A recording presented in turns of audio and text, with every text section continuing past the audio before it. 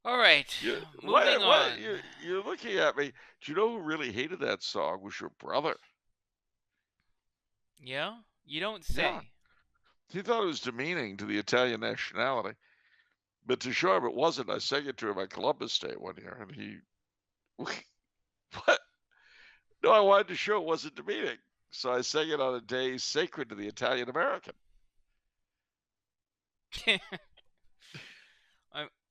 Great. Thanks for helping again. I do my best. I know. Yeah. All right. Look, it's called reaching out.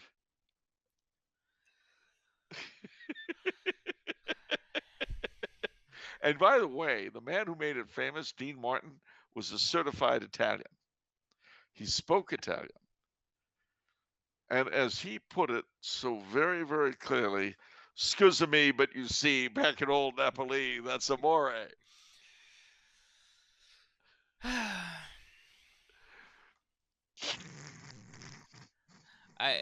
Okay. We're moving on to next question from Don. You've sufficiently annoyed me. You should be pleased. You should be well pleased. Annoyed? You know, I try to help reinforce your security in your ethnicity and your culture. And what do I get? You get annoyed.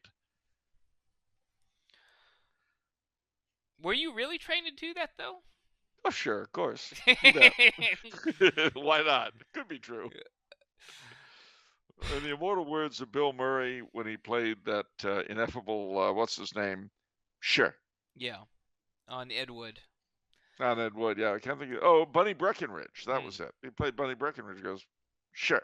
Are you willing to accept Christ the Savior and renounce Satan? Sure.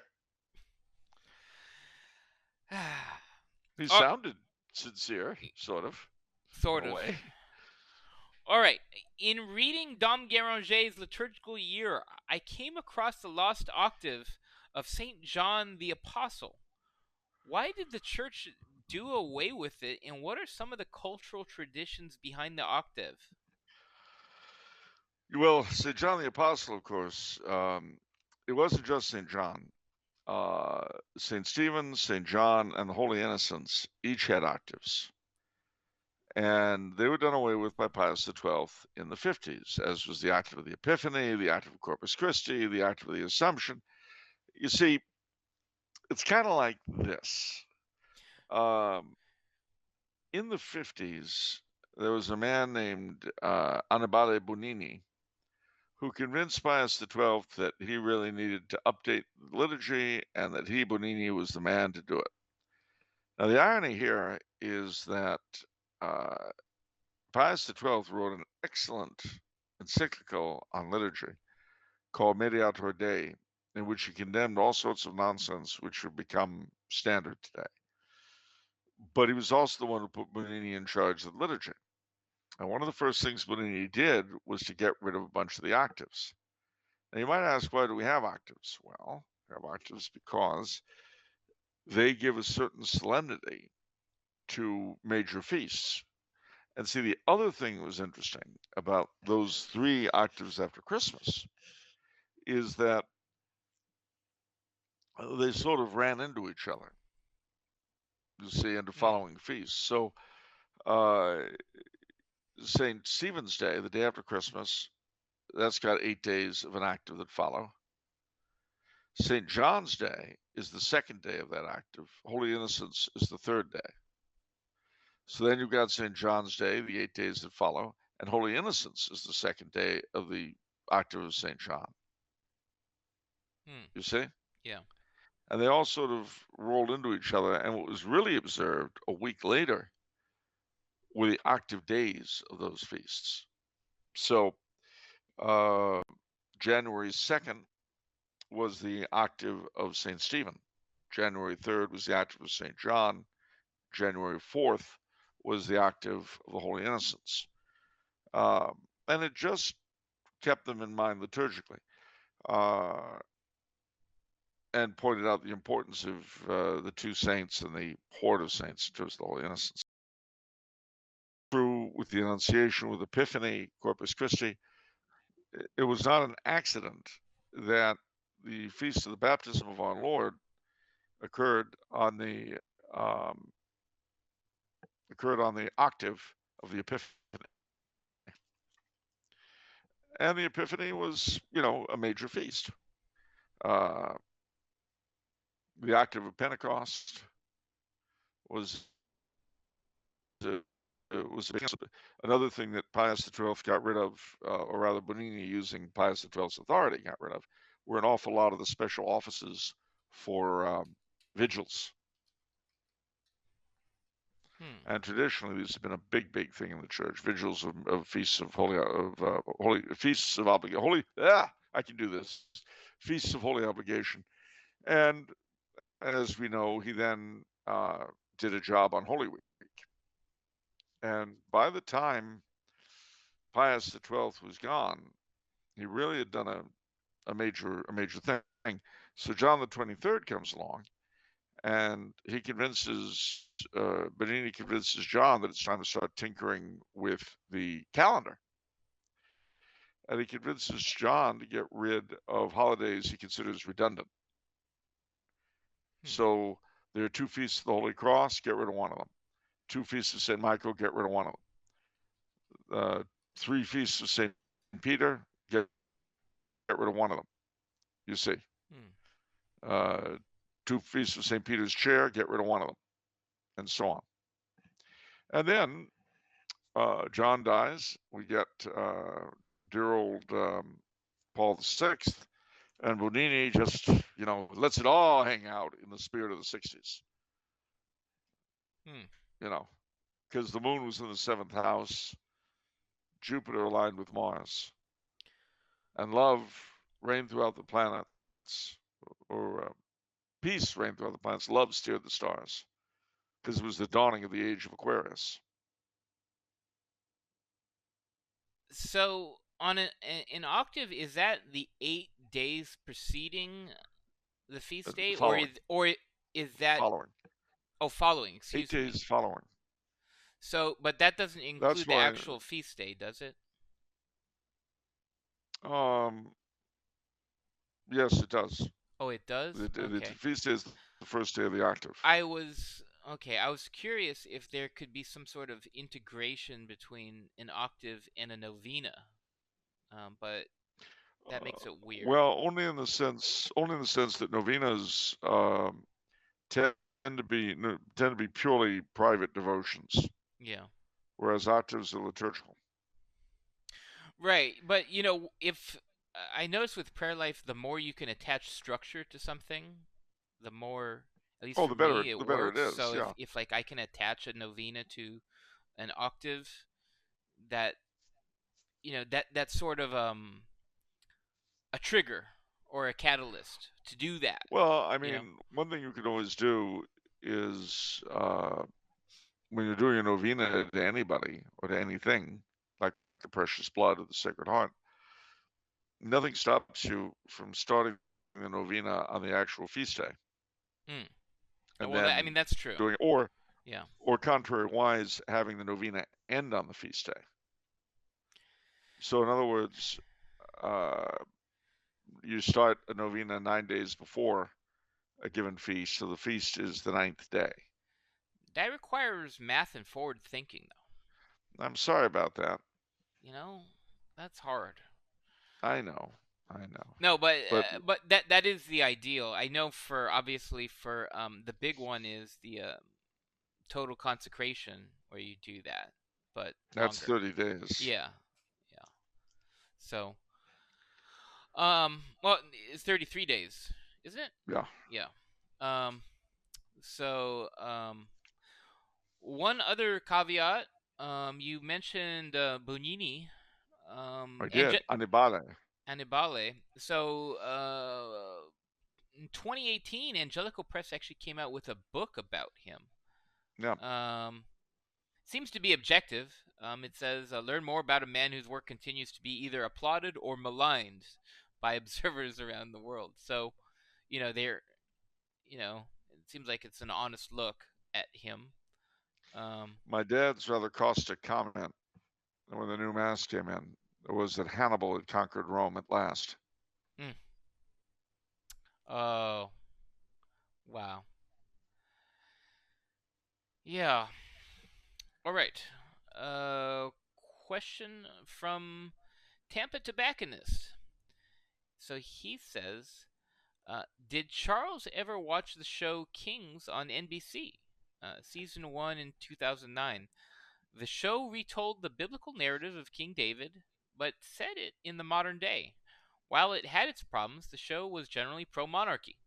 Could Charles recommend any pro monarchy television programs other than Don Vincenzo's beloved Hallmark Channel movies?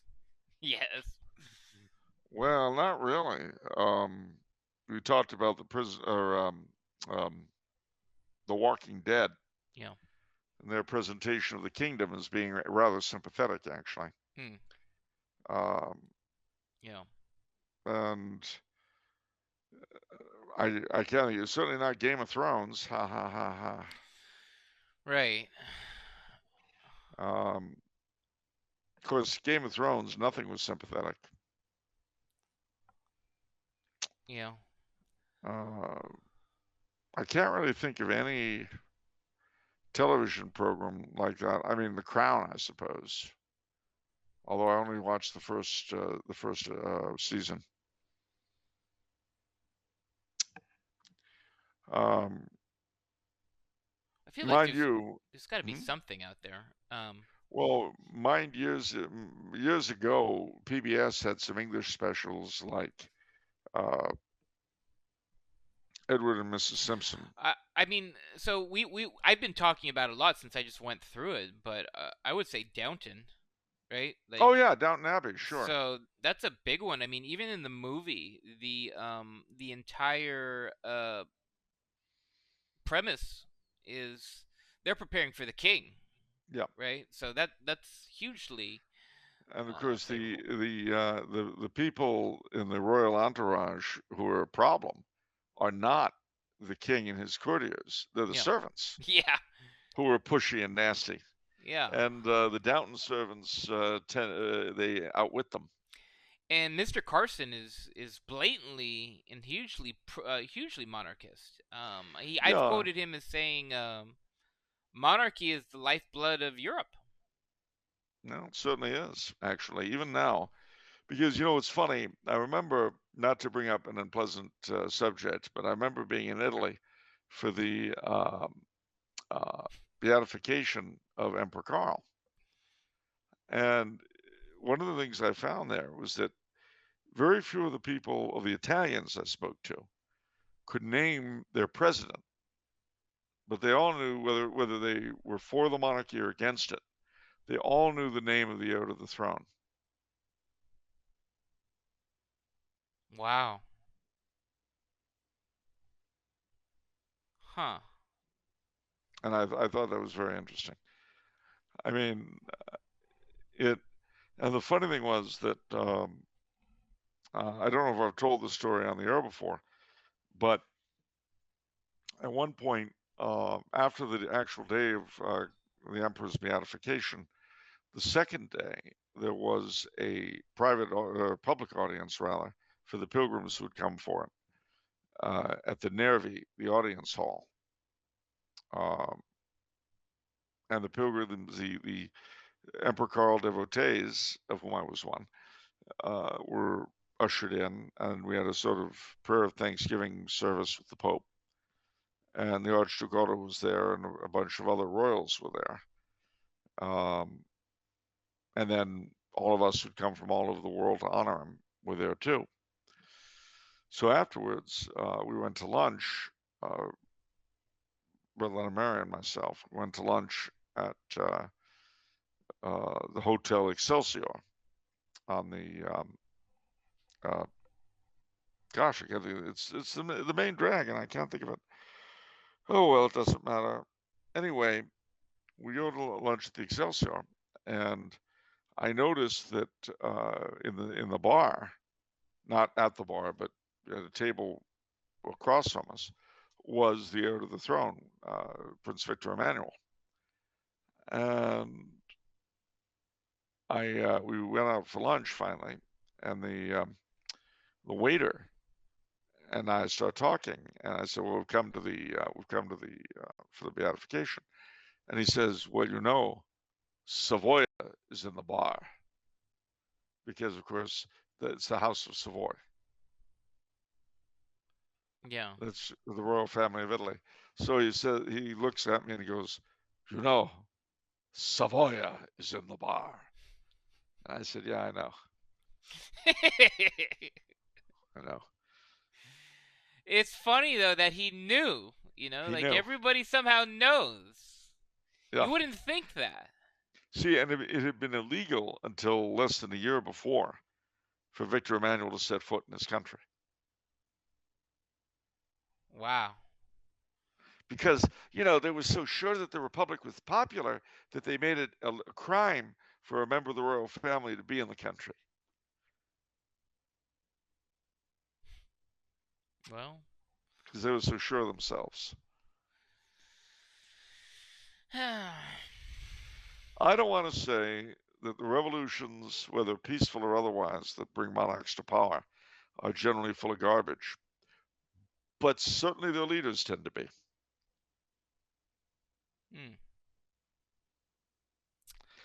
And I'm not saying that any movement led by a bunch of garbage-filled morons is a bad thing, because that would be a value judgment, and I tend to shy away from those as a Californian. It's good. Because you see, everyone has the right to the best government money can buy. That's what I always say. And to the best justice money can buy. That's what I always say. Yes, I know.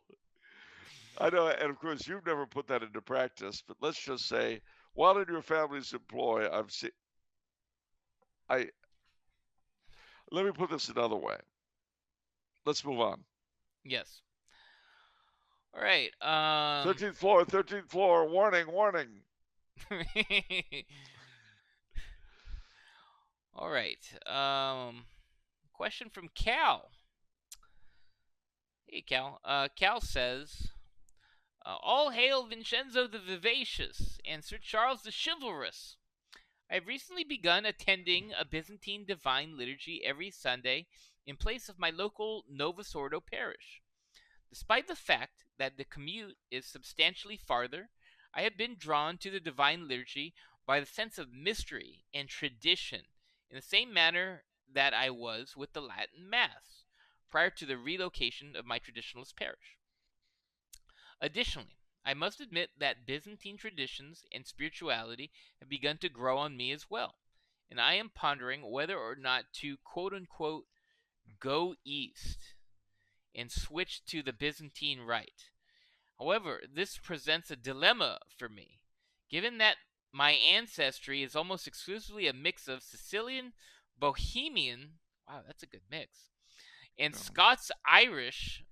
Nearly all of my Catholic patrimony is from the Latin Rite.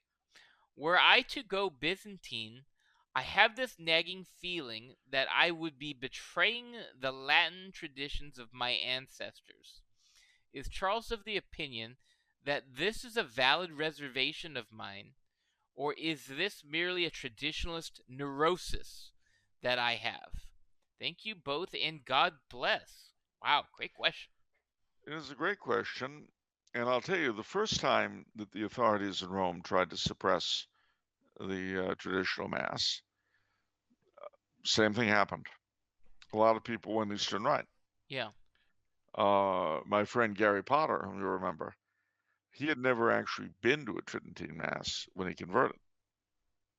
And he and his wife, after dipping into the Novus Ordo, went Byzantine for years. It was only after the Tridentine Mass became available, became legal, that he started going to it. So my answer is severalfold. Firstly, I think you're right about the trad neurosis. You have a right under canon law, not that anybody cares about that, but you have a right to truly Catholic worship, truly Catholic catechesis. As a member of the faithful, you have that right. the fact that that right is being abused and stepped upon doesn't signify any more than Al Capone making law in Chicago a mockery. In other words, just because Al Capone may own City Hall doesn't change the fact that law is still valid. It does make using the law a little bit tricky, but you must never forget that. Abuse of the law does not void the law. Anyway, also remember that you don't have to switch rites to become a regular attendee at a Byzantine parish or whatever it is, Maronite or Copt or whatever you're going to. You don't have to switch rites unless there are issues involved of marriage and baptism and things like that. In which case, you might very well have to take this under advisement. But don't forget, too, that a lot of your Sicilian ancestors were probably Byzantine Rite themselves, because there's a very strong element of that in Sicily, and also in the rest of southern Italy. As far as the Czechs go, well, they were first evangelized by Cyril and Methodius anyway. So then St. Adalbert came along and made good Latins out of them. So I really wouldn't worry on ethnic grounds. I would simply say it's a question of getting the sacraments where you feel the most comfortable. The hierarchy of the church have no right to chase us from pillar to post. They have the power to, but they don't have the right to. And I realize that seems the immediate a distinction without a difference. But it will mean something in the future, the way it did under Benedict. Because Pope Benedict knew that what had been done was wrong and unjust, and he made that clear. And it didn't cease to be wrong and unjust just because the new man decides to try it again. Again, it's unfortunate, but we've had parallel occurrences in the history of the church before, and doubtless, if we live long enough, they'll happen again. I have no doubt, ladies and gentlemen, that in 10 or 20 or 50 years, two things will come out of this adventure that we're living through now. One, just as Vatican I defined the extent of the office of the Pope's powers, one day the limits will be defined. And probably this will be forced upon us because of what's going on now. Secondly, the exact shape and size and infallibility and degrees thereof of the ordinary magisterium will probably be defined, I would guess. Because as it stands, nobody knows what the ordinary magisterium is or where it ends or where it picks up. Everybody has a different story. So one day, I think that too will be nailed down. So if it makes you feel any better, you could feel like someone living during the Arian heresy or the Nestorian heresy or the Monophysite heresy. As St. Paul tells us, heresies must come that the truth be known. But woe to someone like Pope Honorius or Pope Stephen VI or Pope Sergius III who make it necessary.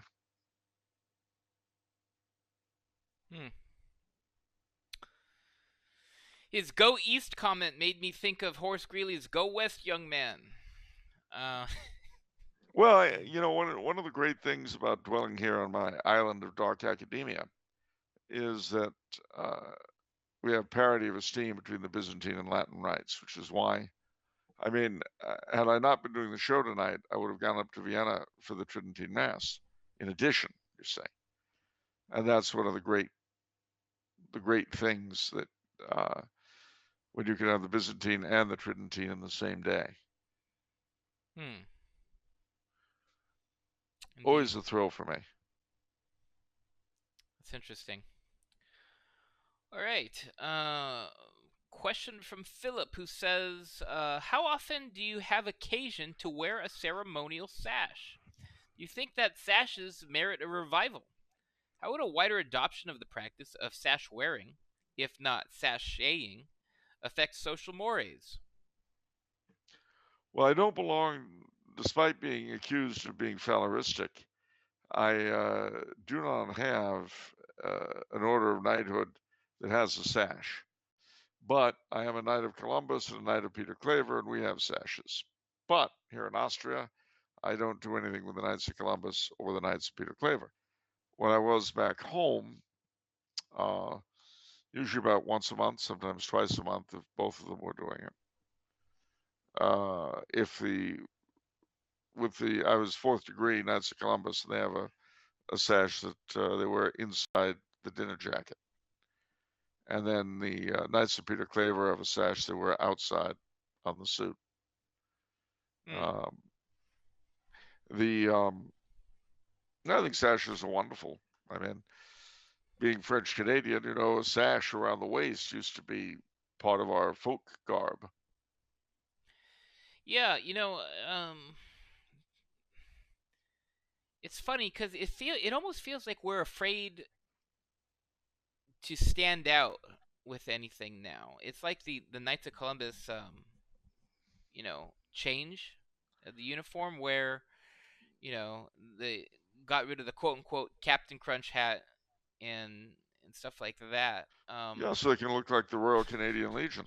Yeah, that's great. But I feel like there's sort of the same feeling of sash wearing, which I feel like is.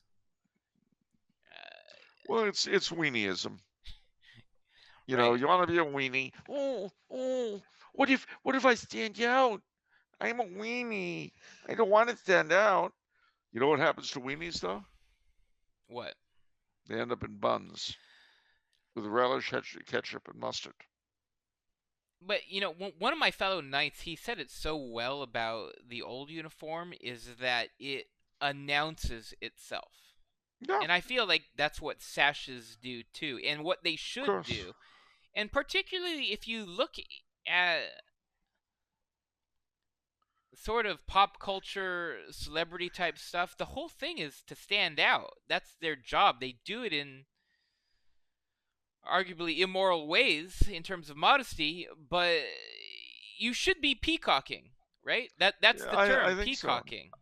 I think so. And one of the many reasons I am proud of the Knights of Peter Claver is that they have kept their uniform and their ceremonies intact, which is something the Knights of Columbus have failed to do, sadly. But in days of not so long ago, there was nothing more impressive at a wedding or a funeral or a procession, any kind of church ceremony, than the knights in their uniforms with their drawn swords. The first to go in a lot of places with the drawn swords, because for many of the clerical people, the drawn swords were a toxic masculinity. Yeah. I would think a grinder account would be toxic masculinity, really. All right. Okay. Can we move on to the next question? Yes. All right. Final question today. Ooh. From Noble Cobra. How noble was my cobra? I don't know. Apparently, I don't know. Oh, that's a presumption. That's a value judgment. Noble Cobra. I don't know. It sounds like a G.I. Joe villain. I don't know. The Cobra Commander. Talk about not working the room nicely. That's awful. Sounds like a G.I. Joe villain. You know, who's next? Dr. No? All right. So he says, the Dread Sovereign of Noble Cobra Publishing, to the distinguished Don Vincenzo and the illustrious Charles Coulombe. Greetings. I love that title, Dread Sovereign. I want to be the Dread Sovereign. Oh, our Dread Sovereign, King Charles III. I am a longtime listener and first would like to thank you both for helping to reinforce my monarchical views, as well as providing first-class entertainment in disheartening times. We try. I have a question for Charles. In the Father's Day episode, you mentioned that your father had done work with Walt Disney near the end of the latter's life. As someone who has a strong interest in Uncle Walt, to the point of authoring a book on his films, I'd be curious to know what your father thought of him and what your own opinion is of him and his work. Thank you both for your services to the cause of Christ, comedy, and chivalry. Well, my dad liked him. I mean, he only spoke to him a few times because Dad's job was pretty much confined to designing the water systems for Pirates of the Caribbean in Disneyland, and that's what he worked on. But he met him a few times, and Dad had a certain amount of similarity with Uncle Walt in the sense that Walt Disney,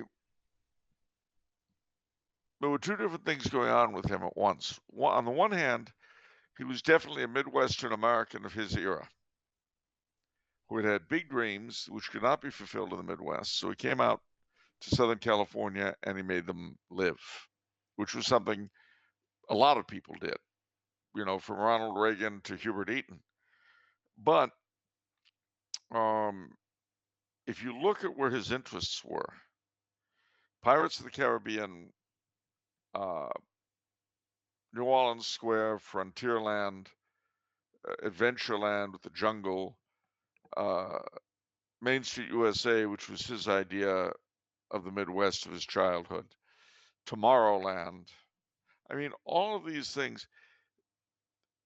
These are the whole, and Fantasyland, of course, definitely, and his retelling of so many wonderful European stories, and so many stories of early America and so on. This was a romantic. You know, we always watched when I was growing up, and apparently, I mean, I don't remember it, but it predates my memory. When we were back in New York, I don't remember this at all, but apparently in New York as in California, every Sunday night we watched the Disney movie. I mean, that was sacrosanct. We'd always watch that, and they were wonderful. Nature films, Zorro, just a ton of Blackbeard's Ghost, a ton of different films. The Scarecrow, you know, the Scarecrow of Romney Marsh, just from all over the world. Jules Verne, you name it. Uncle Walt took it. Mary Poppins. He had this vast interest in things, but a very romantic look at it. And also, obviously, it was very practical. He couldn't have made it come to life. But my father, I think, very much responded to that width of storytelling, if that makes sense. Walt Disney's mind was equally at home in Europe as in America, in the future as in the past as in the present. And my dad was very much like that, all over the map, as you might say. And I think he really responded to that. Disney, you know, is often accused of cheapening things and this and that, which there's a sense in which that's true. I mean, obviously, his Pinocchio is not the novel. His Bambi is certainly not the novel. And his renderings of folklore, they render it into his vision and nobody else's. So, I mean, those sorts of arguments that are made are very true. But by the same token,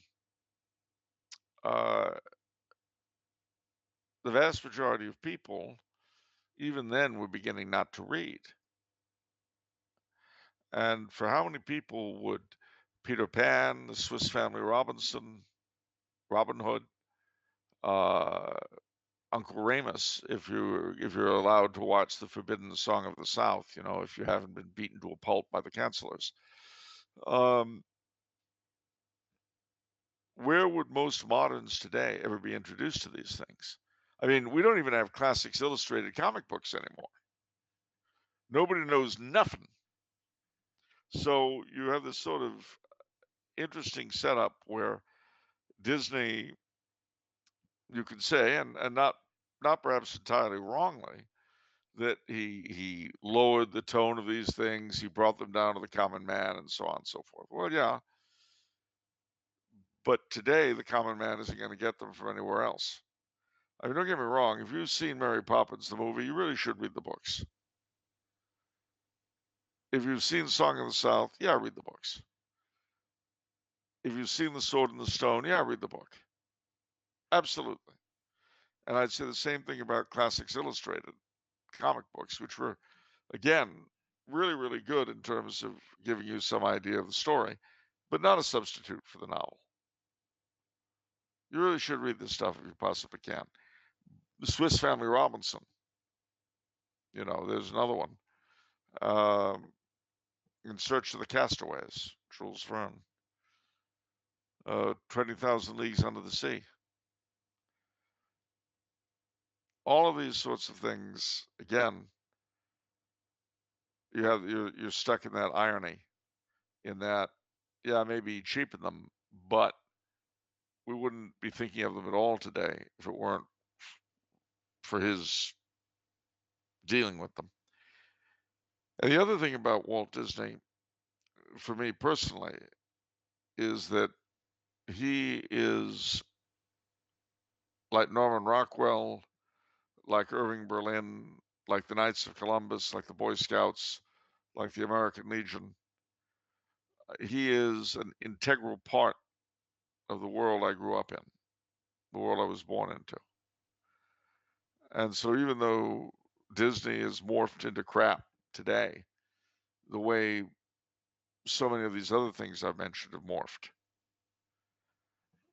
I can't help but look back to what they were with a lot of nostalgia. I mean, I've made a lot of fun earlier today about the counterculture and all that. One of the reasons I resent it is because, and again, this is not entirely fair,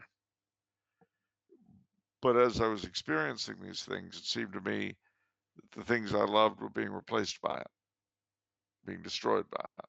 And again, that's not entirely fair. You asked me if there was anything good to come out of the counterculture. There were a few things. Not a lot, but there were a few.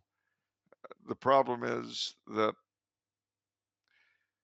even those good things were based upon a certain framework of society, which then entirely collapsed. And the thing to bear in mind, too, is that the 60s, as we think of them, and I mean, the Smothers Brothers, that's something else I liked very much from the 60s.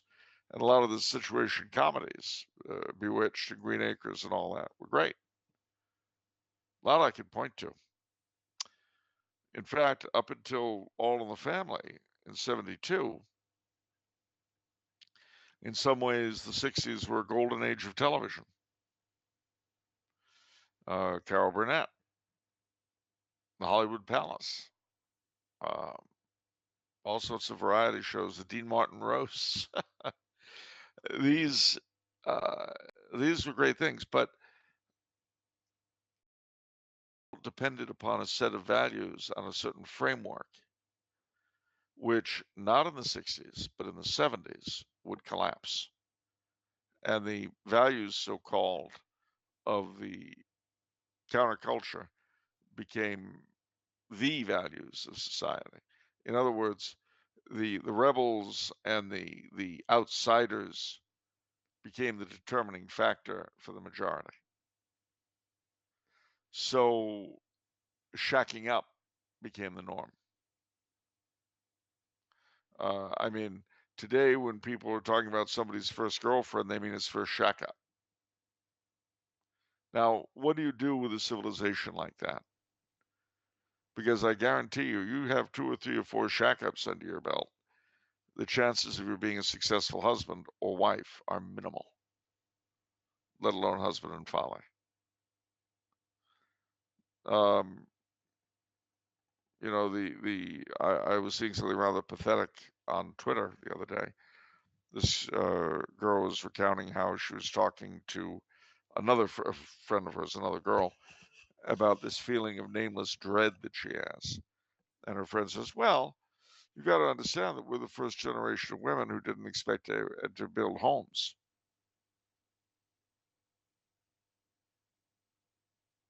And she said it like that was a good thing. That nameless dread is doubtless well deserved, but not a good thing to have.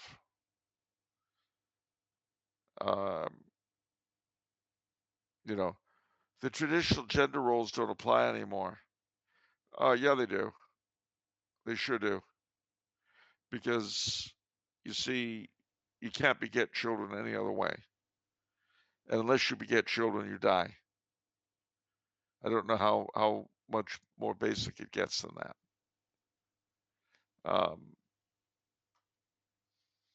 There are other ways. There aren't. Nothing that's going to last. And the sooner whatever passes for what's in charge get that through their little pointed heads, the sooner things may get better.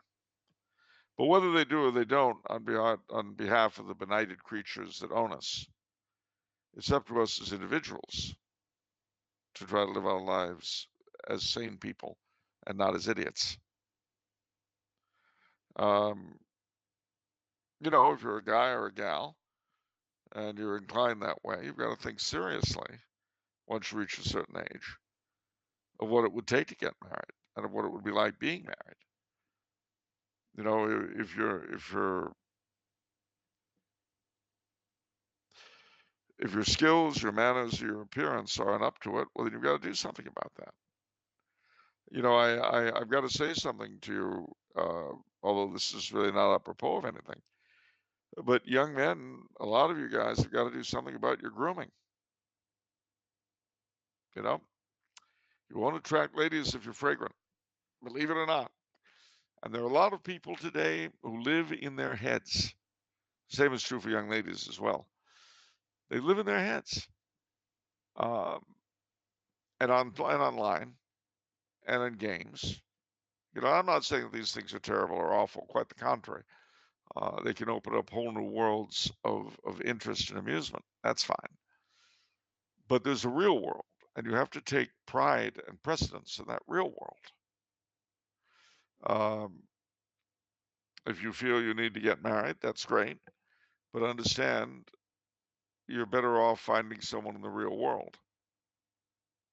So think about your appearance. Think about modulating your tone, for instance.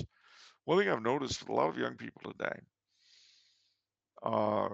is that they apparently are not really used to speaking to people. And they either speak in a monotone, or they're constantly loud all the time like this, or they go down to vocal fry, or some bizarre combination of the three.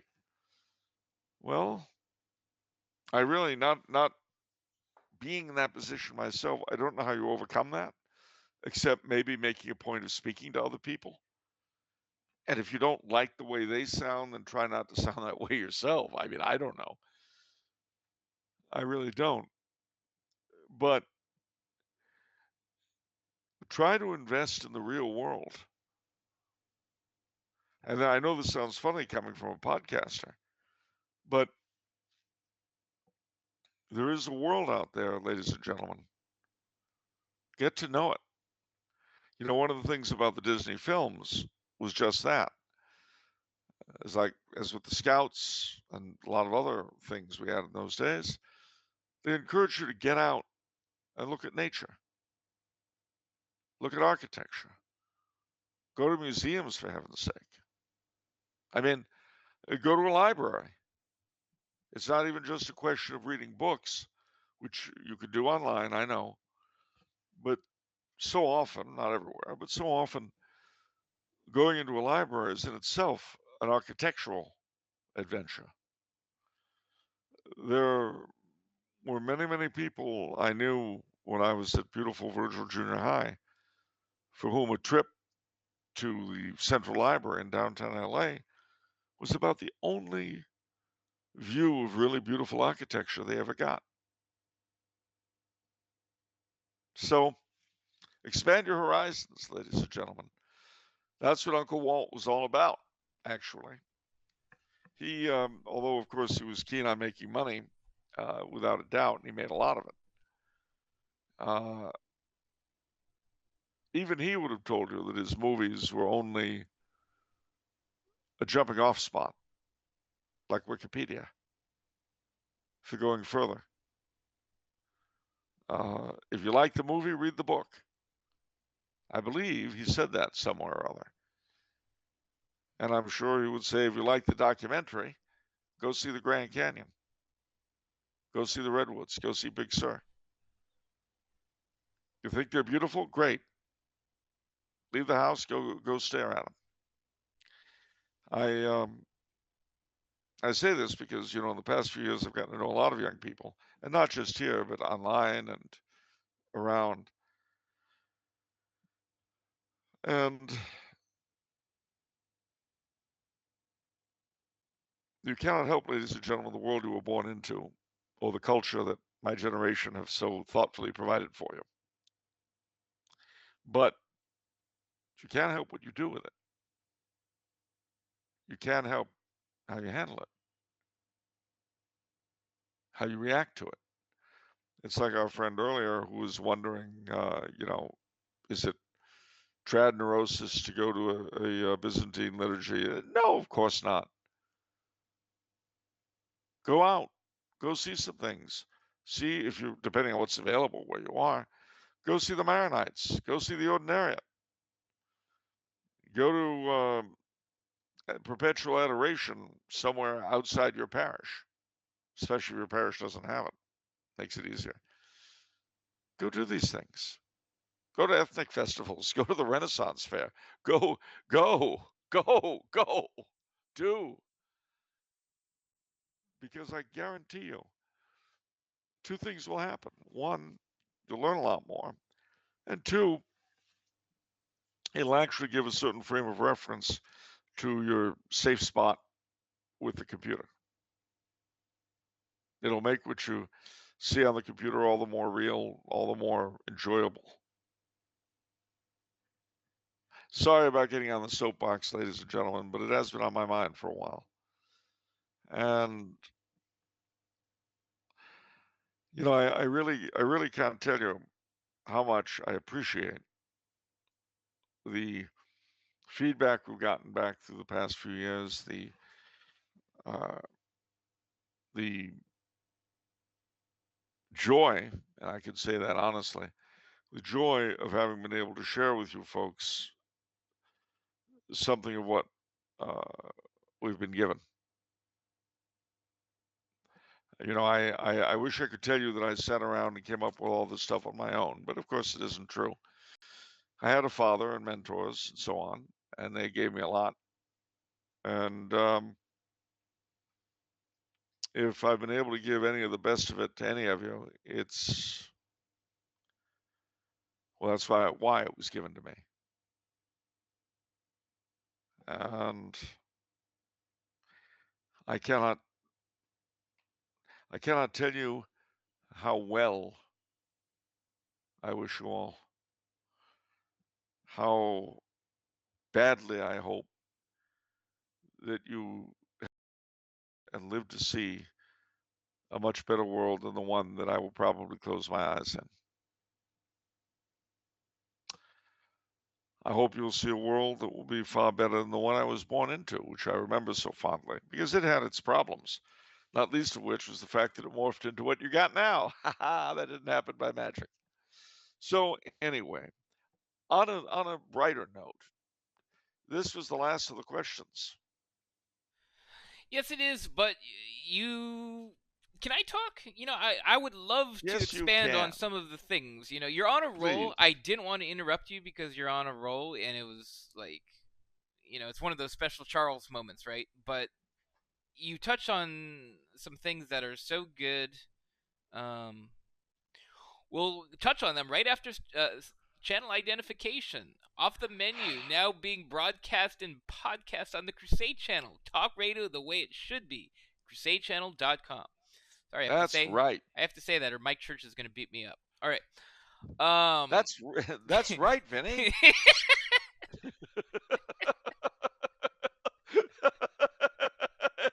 There's some scary people out there. It's like that shark meme where it's like Crusade Channel swallowing off the menu, and then Big Almonds swallowing so Crusade Channel. There's a lot of scary people out there, ladies and gentlemen. I'm just doing what I'm told. All right. You don't want to know. I would love to see that as a bumper sticker. There's a lot of scary people out there. I'm just doing what I'm told.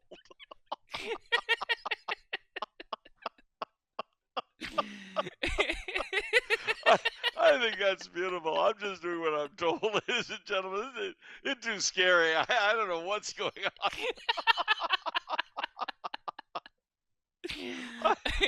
I'm just here begging for my life. Don't worry about me. Oh gosh! All right. So the two things, I mean, you touched on so much. So the two things, I think the one thing that probably resounded with a lot of people is the Nameless Dread thing. I don't have a Nameless Dread, but I've seen people silently wear it. And in my humble opinion, the Nameless Dread that they wear is a function of bad choices that are a result of a bad philosophy. Their philosophy, their worldview, their philosophy doesn't add up, but they're not putting the time in to double check the math on it. And they know it doesn't add up, and that's resulting in the Nameless Dread. This, things like, I can see that underneath various people, non-Catholic people, and it's horrible. I want to, like,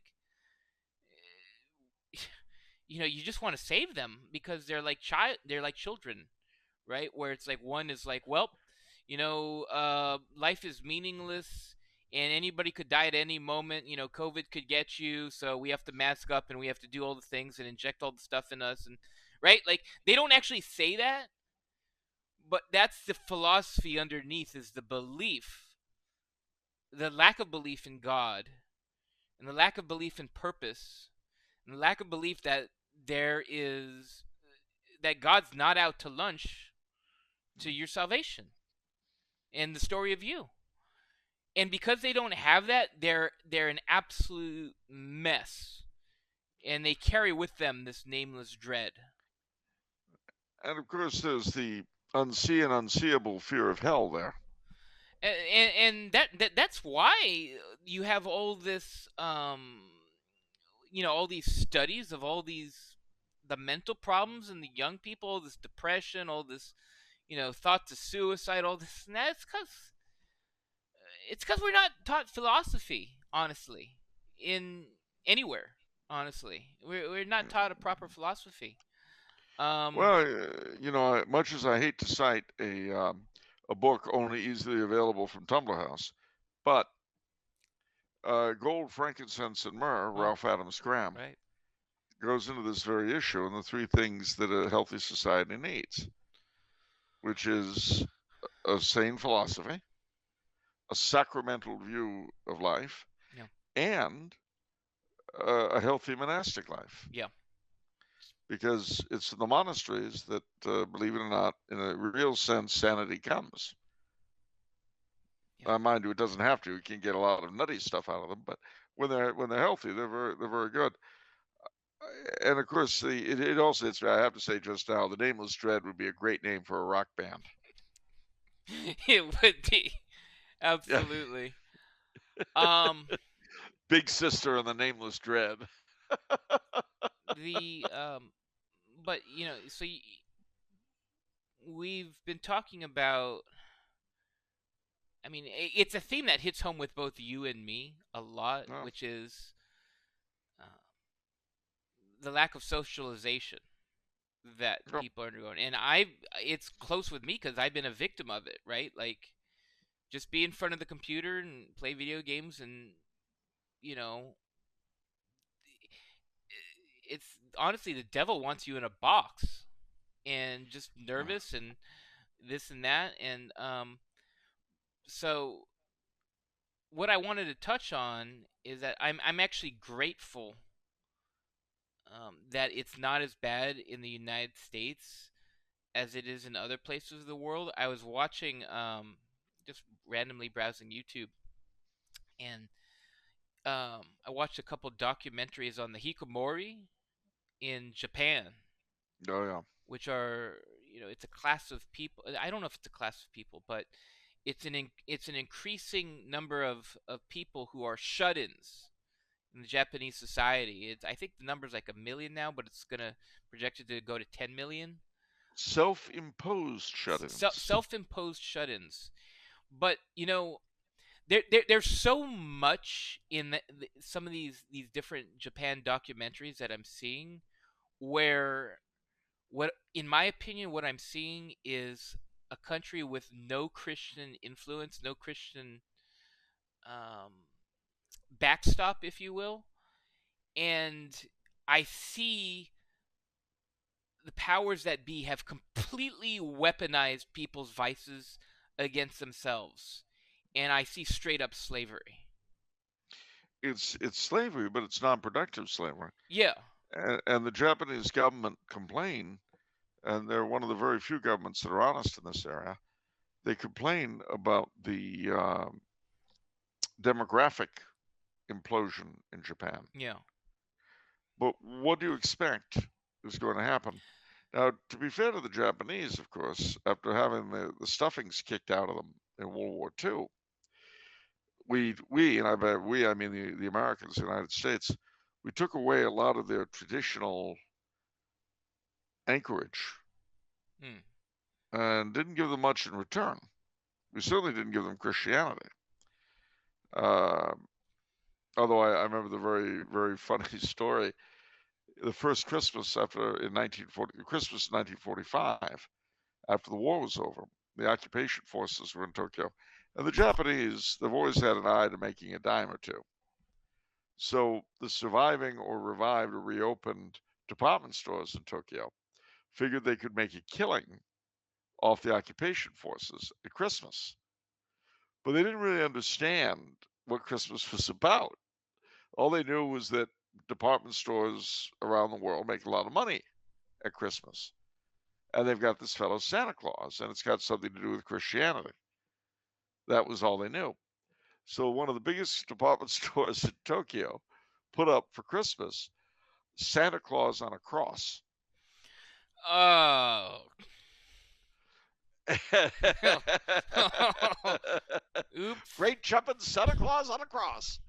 And so the occupation authorities had to explain very gently, very diplomatically, that actually this was very offensive and was not what we do for Christmas. So beware of Santa Claus on the cross, ladies and gentlemen. It's just not a good look. But the Japanese, they are where all of us are headed. They're the canary in the coal mine, so to speak. Yeah. And one reason why it is that they're so great with robot technology is that they don't really allow much immigration, but they've got a very low birth rate, so they've got a rapidly aging population. Well, what do you do with that? You don't have that as much cheap labor, i.e. young people, as you would need. So robots. But the problem with robots, of course, is they can't pay taxes. They don't generate income. Right.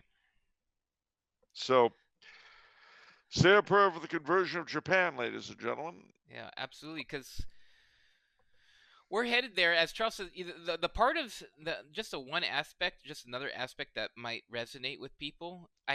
Being from California, it resonates with me, which is just sort of the problem in terms of a job, making a living, and life costs. Where to stay. And these people, more and more, what's happening is, so I guess there is I guess the plurality of the population is salary men, which is full-time jobs. But it sounds like it basically works you to death. I mean, it's super serious. Um, the culture sounds horrible, but so when you don't want to do that anymore, you get sort of part-time work, temporary work. But the problem with that is you can't make ends meet anymore. And so when that happens, what people are doing more and more is they're living in internet cafes, I guess. And the internet cafes in Japan, I guess, apparently they're all these little booths. It's kind of cubicles, isolated rooms. Basically with a computer screen, and they sleep there. I guess there's facilities for toiletries and other stuff and food and stuff, and that's the existence that they live in and that they kind of have to deal with. Is you're living in a box, literally. Let's not go that way ourselves, ladies and Let's gentlemen. not go that way. But California's headed that way really rapidly. I feel like I'm going to have to be a rat off a ship. I wouldn't mind having Governor Newsom live in a Japanese internet cafe. I wouldn't either. He'd be good there. He could keep his mouth shut and just work. But thankfully, it's just California, and I feel like the fact that there are different states, and I just feel like we have to get out of here soon. I just can't help but feel that way because things are going from bad to worse really rapidly economically, in a lot of different ways. I won't go into it, but yeah, I don't know. The world's changing. So. Well, I will say this too, ladies and gentlemen. If you're a young person, especially a young man, and you're considering what you're going to do for your education, if you don't have a really, really, really academic bent, don't be afraid to consider a really useful trade. Yeah. Whether it be plumbing or electricity, that kind of thing.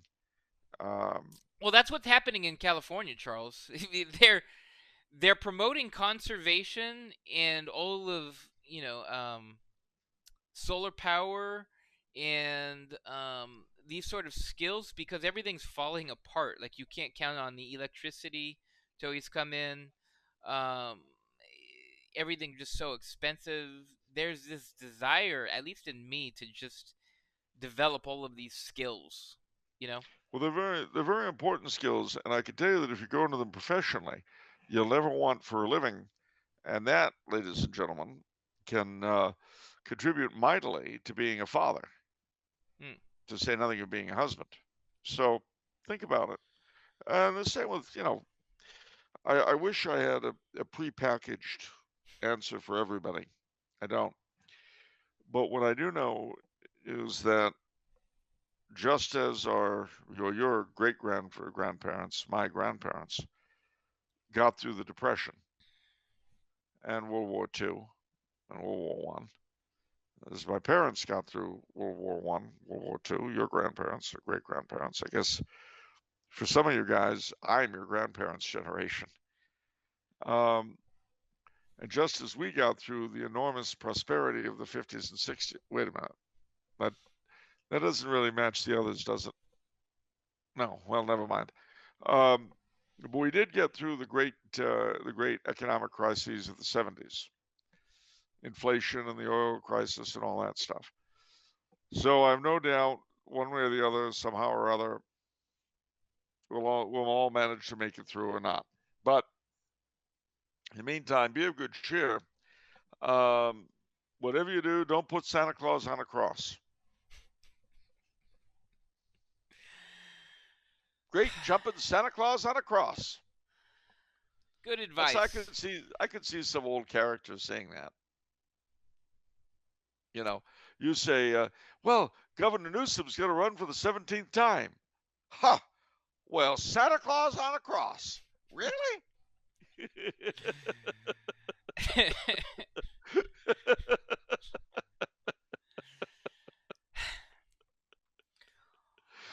All right.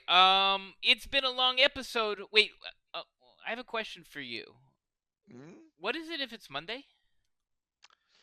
As I say, I work best alone without a net. Hold on. It's off the menu. Well, what about the soul you save? I think that recent studies have shown that it may well be your own. See you next time, everyone. God bless you all. Take care.